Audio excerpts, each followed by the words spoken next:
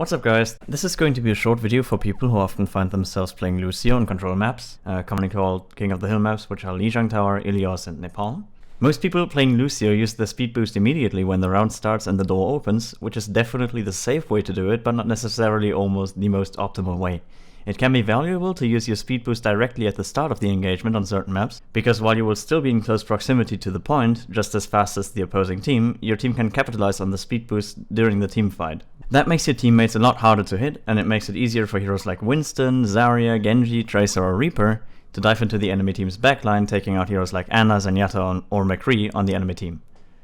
This isn't always the most optimal way to do it. Sometimes the speed boost can be more useful if used at the start of the round, so here are some conditions that I think should be met in order for you to use your speed boost at the start of the engagement. First, let's talk about the map's control point. Using the speed boost at the start is better on control points where you don't always push directly into the point, but rather take a head-on fight with the enemy team before capturing the objective. That is, for example, the case on the first control point of Ilios, which is called Lighthouse. On higher skill rating, people like pushing into the pavilion with a small health pack in it, which you can see in the video right now, taking the head-on fight first in order to wipe the enemy team and then pushing onto the point. Because on this map you don't really want to defend on the point, because it makes you quite vulnerable, but more on this in a future video.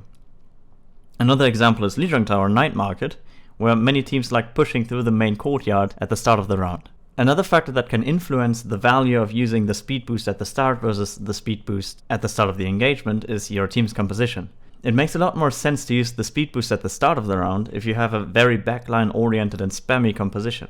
If your team, for example, runs Reinhardt and McCree, it doesn't make much sense to keep your speed boost until the fight starts, as the majority of your team will likely want to play it slowly, stand back and take shots. However, a more dive-oriented composition can get extreme value out of the late use of a speed boost. If your team runs a comp like, for example, Genji, Reaper, Winston, Zarya, Lucio and Zenyatta, which is seen very often on control point maps, you're very likely to amplify your team's chances of winning the first fight on certain maps by just using the speed boost to initiate. If those two conditions are met, you are very safe in using your speed boost at the start of the engagement. However, here's an additional tip for you. It's very important to communicate to your teammates that you're going to use the speed boost at the start of the actual engagement and to tell them to play aggressively if you do, and if your team has the correct composition for it. There's few things that feel worse than speed boosting your teammates to watch them stay back and spam the enemy team as Genji, Reaper or Tracer. As a support player, it's very important for your team to always know how you're going to use your cooldowns, especially as Lucio with your amped up.